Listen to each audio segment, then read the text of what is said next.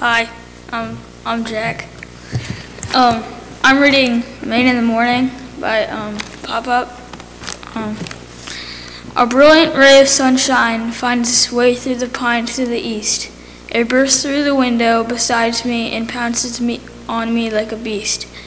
When I've shaken away the cobwebs and peered through the weathered pane, the sun is making dewdrops of diamonds left by rain.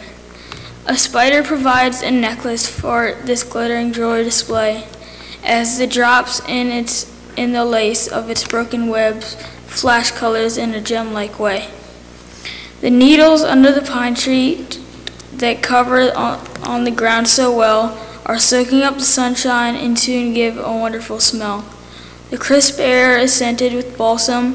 It looks like a peach of a day. I hear a coffee pot perking and a wood fire is popping away. The sound of the spoon in the batter taps out a rhythmic tune, while outside the chickadees chatter, and from the cove I hear a loon.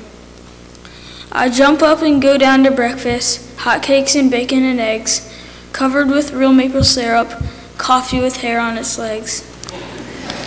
With friends at the long breakfast table, on chairs held together by wire, we're amused by a squirrel on the cable as the dog's watchful patience expires. The pond lies still like a mirror, reflecting the islands nearby, and the fog rises up around them, forming clouds in the blue morning sky. The trees on the shore blaze with color, crimson, magenta, and gold. 'Tis autumn in all its splendor, before the morning turns cold. The sun now has risen up high, it clears the top of the trees. It shines through the mist of the water, moved along by the wisp of a breeze. The old boat swings on its mooring to show us her other side, while windsock drifts out from the flagpole where it's been trying to hide. Each ripple is now a reflector, and thousands of lights dance on the wall. It's all part of being at Togus, where the pine trees grow oh so tall. If you come to Maine on vacation to visit the towns by the shore, you'll probably feast on lobster down east and stop in the LL Bean store. You can room near the sea or sleep under a tree at a campground or out on the trail, or you can stay in the grove at our camp near the cove on the pond where we get our mail. From there you can go where traffic moves slow and folks from New York fill the streets. Along Route 1 is where they have fun and it's crowded wherever you eat. We'll give you a map to those tourist traps to take you down to the sports. There's plenty of places to spend your money around those big resorts. As for me, that's not my cup of tea. I'd rather go fishing with Jack. But we'd like you to know if you're hankering to go, and do go, and want to come back. There's always a breeze in these tall pine trees and a place for your head on the rack.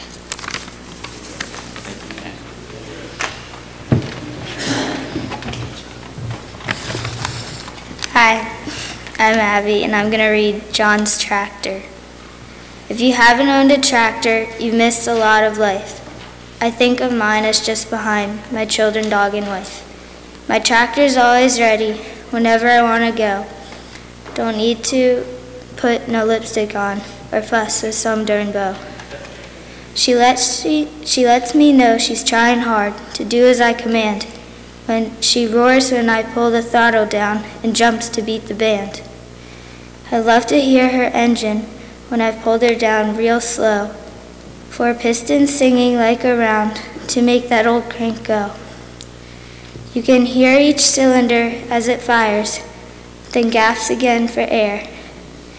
I feel that way myself sometimes. I guess we are a pair. My tractor does my lifting now. She picks big loads with ease, things I couldn't lift myself with the help of 10 Chinese. I wouldn't take a lot for her. I use her every day. Sometimes we're grading on the lane, sometimes we're mowing hay.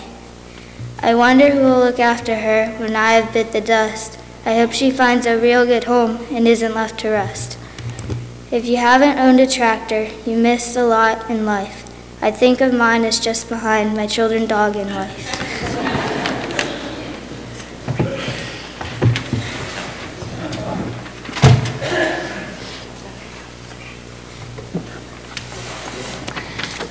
My name is Isabella, and I'm going to be reading The Old Iron Stove.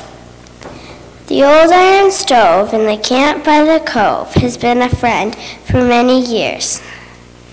She never smokes for country folk, but city blokes beware. In spring and fall, when the lonely loon's call comes echoing over the bay, she warms the camp while the old oil lamp gives light for the games we play.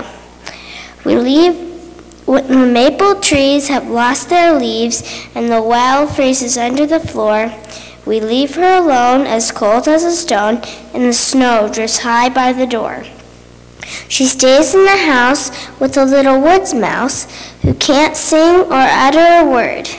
She misses the sounds of friends around and laughter that once could be heard.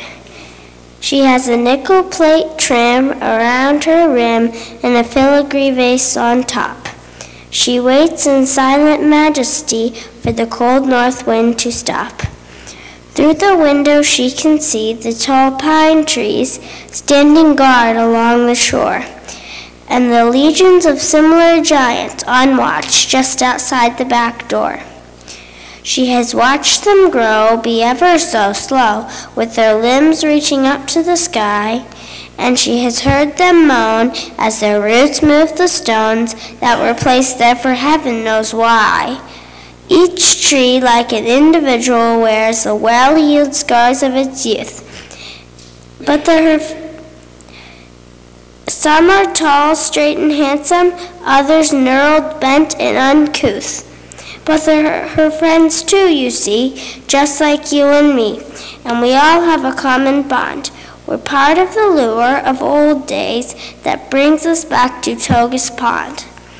The old iron stove is a treasure trove of tales of days gone by. She's waiting there by the rocking chair with coffee and apple pie.